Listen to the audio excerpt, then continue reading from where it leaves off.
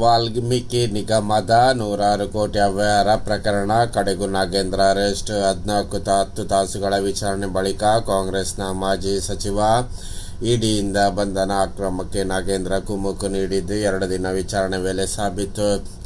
ಹಗರಣದ ಹೆಜ್ಜೆಗಳು. ಬೆಂಗಳೂರಿನ ಎಂಜಿ ರಸ್ತೆಯ ಯೂನಿಯನ್ ಬ್ಯಾಂಕ್ ಆಫ್ ಇಂಡಿಯಾ ಶಾಖೆಗೆ ವಾಲ್ಮೀಕಿ ಅಭಿವೃದ್ಧಿ ನಿಗಮದ ಖಾತೆ ವರ್ಗಾವಣೆ. ಮಾರ್ಚ್ 4ರಂದು 21ರಂದು ಸರ್ಕಾರದ ಖಜಾನೆಯಿಂದ ನಿಗಮದ ಖಾತೆಗೆ 187 ಕೋಟಿ ರೂಪಾಯಿ ವರ್ಗಾವಣೆ. ನಿಗಮದ ಖಾತೆಯಿಂದ ಹೈದರಾಬಾದಿನ 18 ಬ್ಯಾಂಕ್ ಖಾತೆಗಳಿಗೆ 94.73 ಕೋಟಿ ವರ್ಗಾವಣೆ. ಹಗರಣ ನಡೆದಿರುವುದು ಬೆಳಕಿಗೆ ಮೇ 22. ನಿಗಮದ ಲೆಕ್ಕಾಚಾರ ಅಧಿಕೃತ. ಚಂದ್ರಶೇಖರ್ ಶಿವಮೊಗ್ಗದಲ್ಲಿ ಆತ್ಮಹತ್ಯೆ. ಸಚಿವ ಸ್ಥಾನಕ್ಕೆ ಬಿ ನಾಗೇಂದ್ರ ರಾಜೀನಾಮೆ. ನಿಗಮ ಮಾಜಿ ಎಂಡಿ ಜೆಪಿ ಪದ್ಮನಾಭ ಮತ್ತು ಲೆಕ್ಕಾಧಿ ಪರಶುರಾಮ್ ಬಂಧನ. ಹೈದರಾಬಾದ್ ಮತ್ತು ಬೆಂಗಳೂರಿನ 9 ಆರೋಪಿಗಳ ಬಂಧನ. ಸುಮಾರು 40 ಕೋಟಿ ರೂಪಾಯಿ ಜಪ್ತಿ. ಎಸ್ಐಟಿಯಿಂದ ನಾಗೇಂದ್ರ ಮತ್ತು ಬಸವನಗೌಡ ದಂದಾಲ್ ಸತತ ವಿಚಾರಣೆ. ಮಾರ್ಚ್ ವಾಲ್ಮೀಕಿ ಅಭಿವೃದ್ಧಿ ನಿಗಮದಲ್ಲಿ ಕೋಟ್ಯಾಂತರ ರೂಪಾಯಿ ಹಗರಣ ಅಕ್ರಮ ಪ್ರಕರಣ ಸಂಬಂಧ 3 ದಿನಗಳ ಕಾಲ ಸುದೀರ್ಘ ವಿಚಾರಣೆ ಬಳಿಕ ಮಾಜಿ ಸಚಿವ ಬಿ ನಾಗೇಂದ್ರ ಅವರನ್ನು ಜಾರಿ ನಿರ್ದೇಶನಾಲಯ ಬಂಧಿಸಿದೆ. ಐಡಿಯಿಂದ ಬುಧವಾರದಿಂದ ಆರಂಭಗೊಂಡ ಶೋಧ ವಿಚಾರಣೆ ಪ್ರಕ್ರಿಯೆ ಶುಕ್ರವಾರದವರೆಗೆ ಮುಂದುವರೆಯಿತು. ಶುಕ್ರವಾರ ಬೆಳಿಗ್ಗೆ 9 ಗಂಟೆಗೆ ಸುಮಾರಿಗೆ ನಾಗೇಂದ್ರ ಅವರನ್ನು ಇಡಿ ಅಧಿಕಾರಿಗಳು ವಶಕ್ಕೆ ಪಡೆದುಕೊಂಡರು.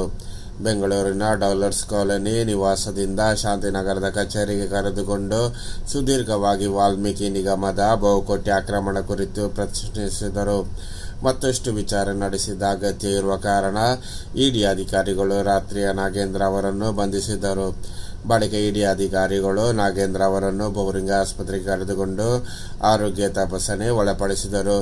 ವಾಲ್ಮೀಕಿ ಅಭಿವೃದ್ಧಿ ನಿಗಮದ ಬಹುಕೋಟಿ ಹಗರಣ ಅಕ್ರಮ ವರ್ಗಾವಣೆ ಪ್ರಕರಣದ ಸಂಬಂಧ ಮಾಜಿ ಸಚಿವ ಬಿ ನಾಗೇಂದ್ರ ಬಂಧನದ ಬೆನ್ನಲ್ಲೇ ನಿಗಮ ಅಧ್ಯಕ್ಷ ಕಾಂಗ್ರೆಸ್ ಶಾಸಕ ಬಸವನಗೌಡ ದಂದಾಲ್ ಅವರನ್ನು ಭೀತಿ ಎದುರಾಗಿದೆ. ಕಳೆದ 3 ದಿನಗಳಿಂದ ಅವರನ್ನು ವಿಚಾರಣೆ ಒಳಪಡಿಸಿರುವ ಇಡಿ ಇನ್ನೊಮ್ಮೆ ವಿಚಾರಣೆ ನಡೆಸಿ ಬಂಧಿಸುವ ಸಾಧ್ಯತೆ ಇದೆ ಎನ್ನಲಾಗಿದೆ. ಅದೇ ರೀತಿ ಇನ್ನೊಂದು ವಾರ್ತೆಗಳು ನೋಡುವ. ಮೂಡ ಕೇಸ್. ಮೈಸೂರಿನಲ್ಲಿ ಬಿಜೆಪಿ ನಾಯಕರಿಂದ ಬೃಹತ್ ಪ್ರತಿಭಟನೆ. ಸಿಬಿಐ ತನಿಖೆ. ಸಿಎಂ ಹುದ್ದೆ ಸಿದ್ದು ರಾಜೀನಾಮೆಗೆ ಆಗ್ರಹ. ವಿಜಯೇಂದ್ರ ತಂಡ ಬೆಂಗಳೂರಿನಲ್ಲಿ ಬಂಧಿಸಿದ ಸರ್ಕಾರ.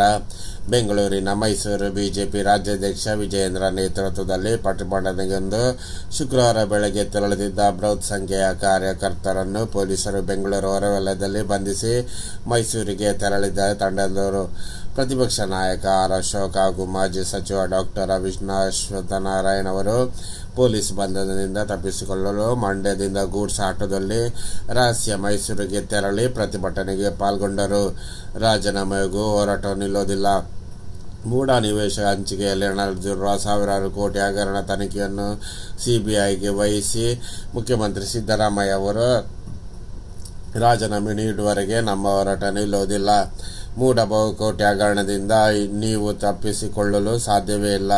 ಮುಖ್ಯಮಂತ್ರಿ ಬಳಿಗೆ ಇವತ್ತೆಲ್ಲ ನಾಳೆ ನೀವು ಹಗರಣವನ್ನು ಸಿಬಿಐಗೆ ತನಿಖೆ ಕೊಡಲೇಬೇಕೆಂದು ಹೇಳಿದ್ದಾರೆ. ಅದೇ ರೀತಿ ಇನ್ನೊಂದು ವಾರ್ತೆ ನೋಡುವ. 8 ವರ್ಷ ಮೀರಿದರೆ ಇನ್ನು 1ನೇ ಕ್ಲಾಸ್ಗೆ ಪ್ರವೇಶವಿಲ್ಲ. ಎಲ್ಕೆಜಿ ಯುಕೆಜಿ 1ನೇ ಕ್ಲಾಸಿಂದ ವಯೋಮಿತಿ ನಿಗದಿ.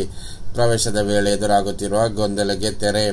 4ರಿಂದ 6 1ನೇ ಎಲ್ಕೆಜಿ ಯುಕೆಜಿ 1ನೇ ತರಗತಿಗೆ ಮಕ್ಕಳ ಪ್ರವೇಶಕ್ಕೆ ಎದುರಾಗಿದ್ದ ಗರಿಷ್ಠ ವಯೋಮಿತಿ ಗೊಂದಲ ಕೆ ಶಿಕ್ಷಣ ಇಲಾಖೆ ವಯೋಮಿತಿ ನಿಗದಿಪಡಿಸಿದ ಪರಿಹಾರ ಕಲ್ಪಿಸಿದೆ.